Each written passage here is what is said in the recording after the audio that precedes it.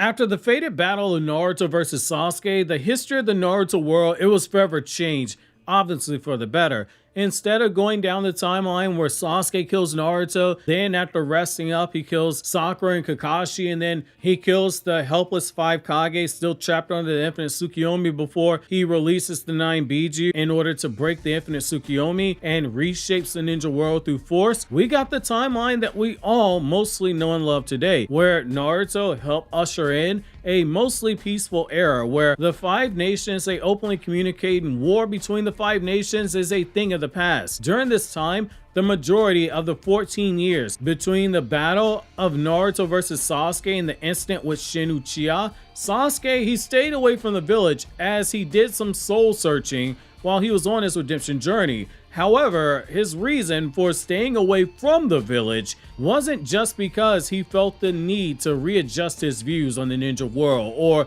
he felt unworthy of walking back into the village after having tried to destroy it. There was a third reason that weighed on Sasuke's heart, which is the fact that his actions had inspired more than one set of people who were walking down the path that he himself tried to atone for having once traveled. Join me in today's newest edition of After Naruto Shippuden, where we take a look at how Sasuke confronted a rogue ninja who was inspired by Sasuke's time in the Akatsuki and his desire to kill the 5 Kage, with this ninja believing that he was honoring Sasuke by slaughtering entire villages, and in one of the smaller countries outside the Land of Fire, Sasuke was waiting for him. For those of you guys who are new, After Naruto Shippuden is a series here on the channel where we look back at the stories and events that occur during what fans typically refer to as being the blank period, which is the 15 years of content that exists between Sasuke leaving the village and Boruto chapter 1, where Boruto as a Genin is bragging to his father he knows 3 changes in chakra nature before the Chunin exams. Some of these stories, they were animated, but a lot of them were either never animated, or the ones that were only partially adapted and they had changes made to the original source material. The information in this video is going to be coming to us via Sasuke Shinden, the story of Sunrise, which falls into that latter category of having been adapted but with changes made to the story itself. In the scene we're going to go over, Sasuke finds himself deep in the mountains on his way towards the Cloud Village on a special request from Kakashi to investigate something that Kakashi doesn't need Konoha's hands on directly. And as he moves through the mountains, Sasuke learns of a group of rogue ninjas that has been killing innocent people in villages across multiple smaller nations. Sasuke saw with his own eyes that it didn't matter if they were women or if they were infants. These men, they killed everyone. After speaking with the man who lost his daughter to one of these attacks, Sasuke's blood runs cold as he realizes that the leader of this group has been inspired by Sasuke's own past actions when Sasuke was a rogue ninja, whereas Naruto and Sai had previously been tracking down shinobi who were inspired by Madara. After experiencing the infinite Tsukuyomi, Sasuke now found himself tracking down someone who believed he was honoring Sasuke, someone who he idolized due to Sasuke wanting to avenge his clan and taking on the entire ninja system, starting the war itself on the side of the Akatsuki. This leads to Sasuke following the carnage and leaving his own trail of bodies as he's fighting, and shinobi who he defeated, they were all defeated using non-lethal force when they attacked the village that he was purposely waiting inside for them to attack so he could get to the leader. And Sasuke finally confronts the leader of this group, planning to make an example out of him for using Sasuke's name to inspire terror, when Sasuke himself had been quietly doing good behind the scenes across the ninja world. With the scene and the context being set, it's here. I'm going to begin reading the selected scenes from the story, and then I'm going to come back to you guys with my thoughts, and I'm going to give you additional context as needed. And it's here I'm going to begin quoting. Kiryu looked at Sasuke and blinked several times before a look of delight rose up on his face. I never dreamed I'd actually get to meet you, Lord Sasuke. Sasuke looked on in disgust as Kiryu looked very thrilled down to the bone, smiling at Sasuke. Lord Sasuke, I've admired you so much. The man who burned with revenge for the Uchiha clan and stuck to his own principles, even when they went against his village, and the man who wasn't afraid to take on the world. You are an inspiration, Kiryu said. It was just as he was told. Kiryu, he did indeed adore Sasuke. It made him frown. No, He didn't adore him. He adored the Sasuke who he used to be. The Sasuke who was steeped in the darkness. Kiryu spread both his arms wide to show his appreciation, while Sasuke watched him in disgust. Iyu suddenly turned a suspicious eye to Sasuke, blood oozing out of his side. Apparently, he had forgotten that Sasuke had just saved him instead of letting him to die. Enough, just do it, boy. Kiryu, he killed my daughter. He's the root of all evil. Just hurry up and kill this man, Iyu said as he was looking at Sasuke.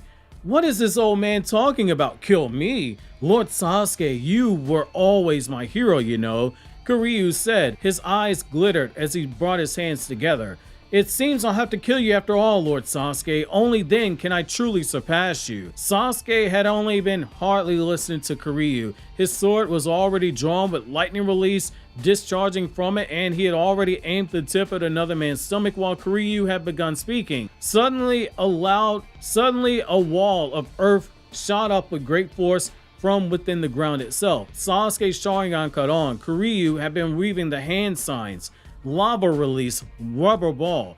Kiryu bent his torso back and expelled the jutsu as it rose up from within his body and coated the mud wall with rubber. Sasuke slashed his sword at the wall and instantly the lightning vanished.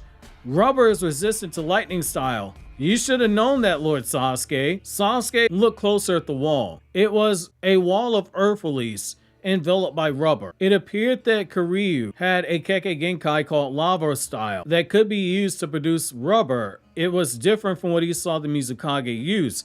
On the other side of the wall, he knew that Kiryu was continuing to mold chakra. Things are about to get serious.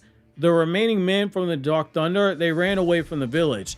Lava style, rubber ball. Kiryu called out the technique's name, and balls of various sizes, they shot out of his mouth, rolling towards Sasuke. Kiryu raised his arms and the balls, they flew into the air, and when he lowered them, they fell to the ground as well. He punched a ball close to him with his fist. He whirled his body around and hit another ball with a backhand blow. He kicked a ball low on the ground in front of him. He grabbed another at his side, leapt into the air, and flung it at Sasuke. 4 balls closing in on Sasuke, each with their own trajectory. It wasn't difficult for Sasuke to dodge the balls and get closer to Kiryu, who began weaving more hand signs. A protrusion suddenly rose up from beneath Sasuke's feet and the ground itself rose.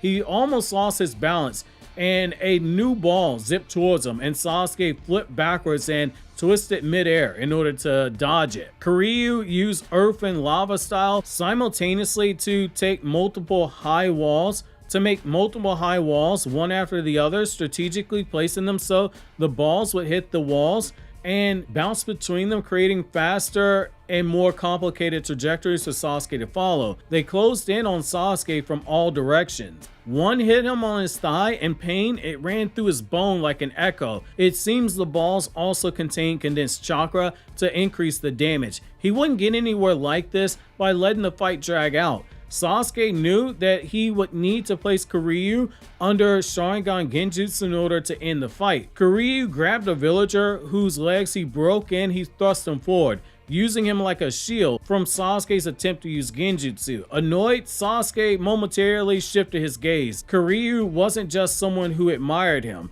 It seems he had also looked into him as well.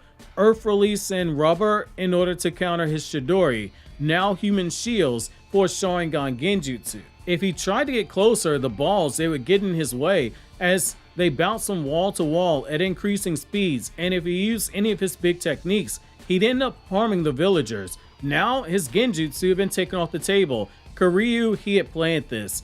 Sasuke patiently used his Sharingan to memorize the pattern of rubber balls and their hectic movement before he ran into a nearby home and returned, pouring his chakra into the bamboo that he had picked up.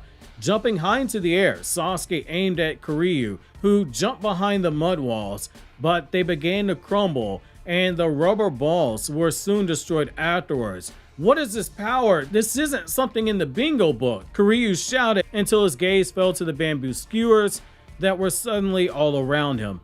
You can't mean that you place your chakra into bamboo skewers to destroy the rubber that was protecting these walls, can you? As he met the red eye looking at him, he realized that the tapered point of the bamboo, it had pierced the rubber balls, and they had pierced the rubber coating of the mud walls. The lightning chakra, it was superior to earth release. Sasuke had used multiple diversions in order to place him under genjutsu. Damn it, Kiryu shouted as he sensed the aura and the genjutsu taking hold before he fell unconscious. End quote. Now, what's really interesting here, and what should have really grabbed your attention, is how Sasuke was able to walk into the situation where he had multiple disadvantages before him, particularly a weaker shinobi using human shields both directly and indirectly to prevent Sasuke from using his bigger jutsu and setting up a planned attack, to Sasuke himself, the one shot that he needed, to he himself setting up multiple instances where he could get the one shot he needed to secure an off-guard victory on Sasuke, which is the only way to kill someone as strong as Sasuke. Yet the entire time, he was breaking down each jutsu used, the patterns behind them, and making it a point to not use lethal force when fighting. The old Sasuke, the one that so many of us saw, he would have just speed blitzed the guy and taken him down with overwhelming force in the scenario, given how annoyed that Sasuke was. However, he had innocent people watching as well, people who would repeat the story of what happened here. Listening to this rogue ninja spout out his love for Sasuke of who he used to be, and though it took more effort on the part of Sasuke, he defeated this man without ever having to lay a single hand on him. Taking out the leader of the group with only mere genjutsu, it proves its point to those who are watching. The Sasuke who used to be, he does not exist anymore. This is a Sasuke now on a redemption journey. It's the small things like this that truly make Sasuke's entire redemption journey feel so much of an amazing whole in his character, and really makes you appreciate where he is in the Boruto story itself. And it also makes you appreciate what ultimately happens when he lost his Rinnegan, which, to see what I mean by that, you really want to check out this video essay that we got here on the left, or if you want to check out more non-Naruto content, consider watching something from my Anime Explained channel.